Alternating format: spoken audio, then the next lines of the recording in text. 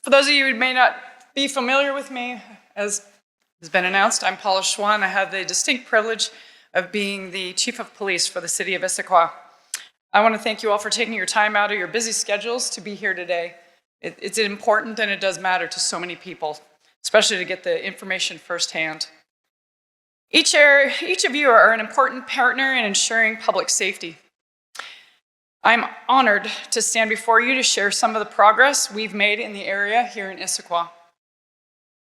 First and foremost, while we've seen positive results over the past year, particularly in reducing crime and prioritizing our categories, we fully recognize there's still more work that needs to be done. Our work is never done in law enforcement. Any amount of crime or disorder is unacceptable to those who live and work in Issaquah. Our department has embraced an evidence-based policing approach, which uses data and research to guide decisions and ensure our practices are effective. Combined with our stratified policing model, this approach allows us to allocate resources more efficiently and effectively to address crime where it's most appropriate versus just randomly throughout the city. And this helps us without resorting to over-policing in other areas as well. It's the focus and strategy that I believe has contributed to a 4.2% decrease in a total reported crime offenses across the city in 2024.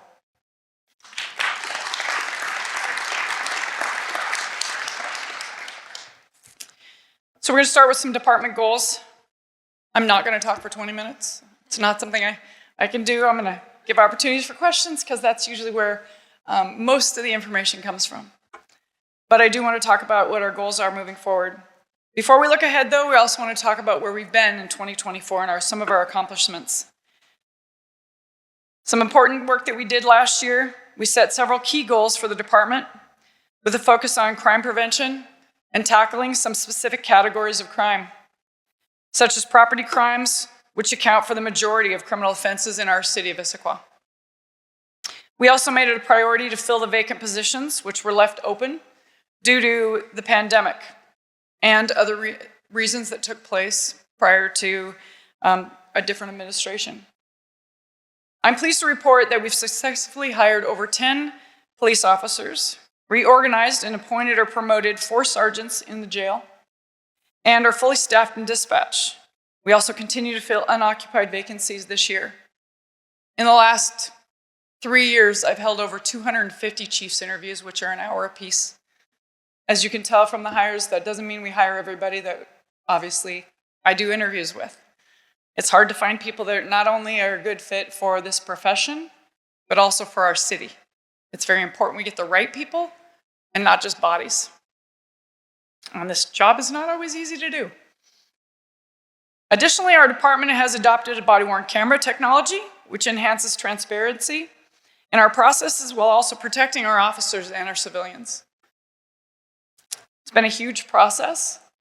A lot of data redaction, a lot goes into that for our records department, but it's been very well received, and the officers have taken that on, as well as our staff. And it's shown itself already in multiple times to be very beneficial. I found community partnerships play an invaluable role in improving both crime prevention and public safety. One of our top department goals was to strengthen our relationships with both the public and business community. Building trust, legitimacy, and with the residents we served is critical to effective policing because we don't know everything and we're not everywhere all the time. Our squads, when we're fully staffed, which we have some squads fully staffed, which is amazing, that's only 6 officers in the city at one time. Now that doesn't matter for the administrative staff or our detectives that might be in or our station officers. So if there is an emergency, we might be able to call upon several others. But at nighttime, it could be anywhere from 6 to 3 people guarding our 40,000 residents. So we can't be everywhere at once. So it's critical that we have the business owners and the staff and the residents that help out, telling us what's going on and reporting it to us. Together, we can create a safer environment for everybody, residents and visitors alike. This focus on community partnerships has also led us to reintroduce some community-oriented specialty programs and initiatives, all of which contribute to the broader crime prevention efforts. To include having some of our specialties back in place, which we have our traffic division again, and we have our community resource officer, which he happens to be here, Officer Alex Helms.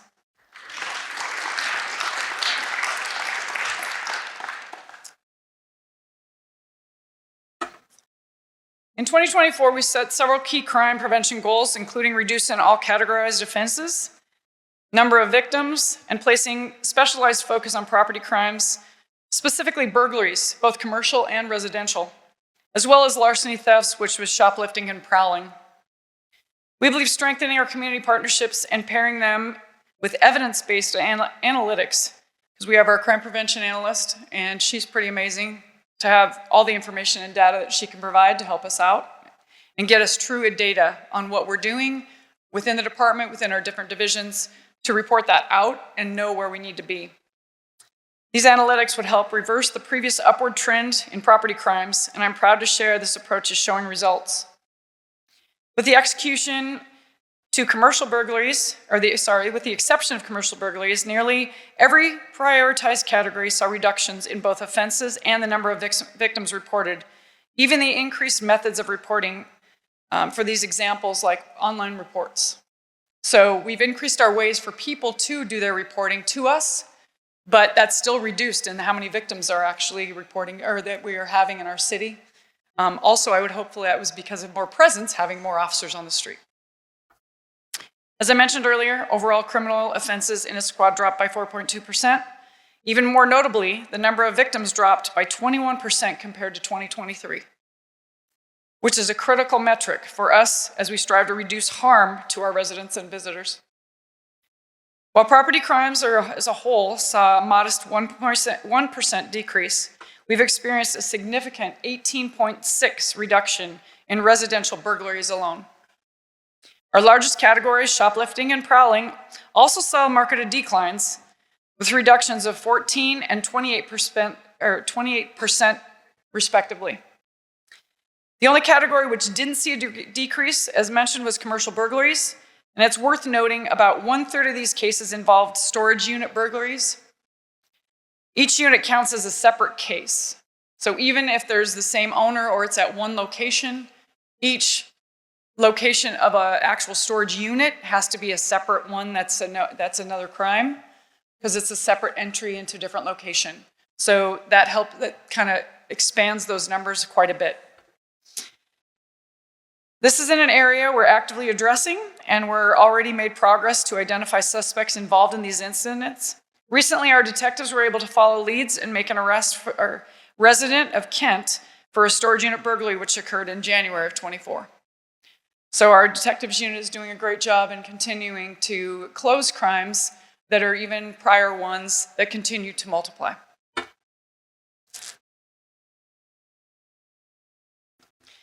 Looking ahead, the police department will continue to fill the remaining open positions and provide ongoing training to our newly added officers.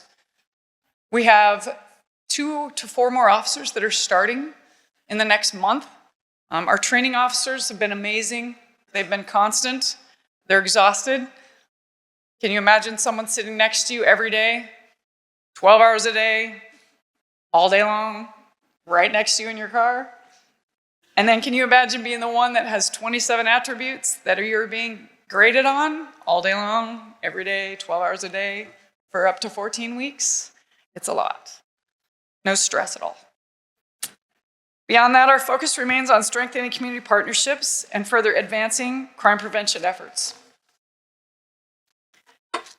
It's at the intersection of these efforts where we've seen our greatest strides.